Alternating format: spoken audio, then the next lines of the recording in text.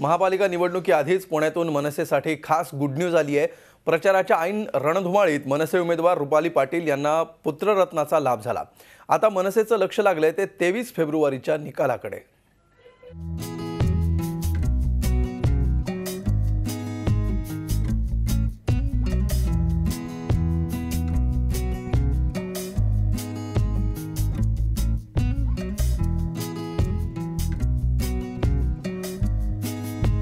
हा आनंद झालाय तो मनसे सैनिकांना।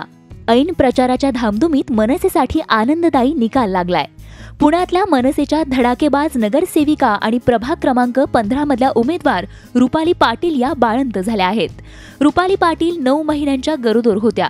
प्रभाग क्रमांक 15 मध्ये अटीतटीची लढत असल्यानं गरोदरपणातही त्यांनी प्रचाराचा धडाका सुरूच ठेवला होता। झी 24 तासच्या रणसंग्राम स्पेशल खास दे दणादन या कार्यक्रमातही त्या सहभागी झाल्या होत्या। आणि याच रणधुमाळीत शनिवारी पहाटे पोटात दुखू लागल्यानं त्यांना हॉस्पिटलमध्ये भरती करण्यात आलं आणि काही वेळातच त्यांना पुत्रप्राप्ती झाली। निवडणूक प्रचाराचा रणसंग्राम सुरू असतानाच बाळ झाल्यानं त्याचं नावही आता रणसंग्राम असंच ठेवण्यात येणार आहे। मला म्हणजे अक्षरशः खूप आनंदाचा माझा आजचा क्षण आहे आणि माझी डिलिव्हरी झालेली आहे, मला मुलगा झालेला आहे, पहिला विजय मी मिळवलेला आहे आणि राहिला दुसरा निवडणुकीचा विजय। तर मी केलेल्या कामाची पावती मला माझे 15 मधील नागरिक नक्कीच देतील असा मला ठाम विश्वास आहे।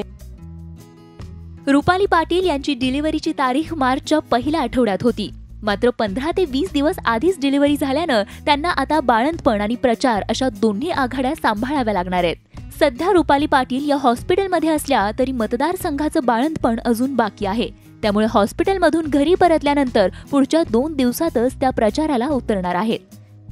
मला डॉक्टरने 3ऱ्या दिवशी परमिशन दिलेली आहे आणि मी 3ऱ्या दिवशीच निवडणुकीच्या या प्रचारात उतरून माझा संपूर्ण पॅनल विजयी आणण्याच्याच दिशेने माझी घोडदौड सुरू राहणार आहे।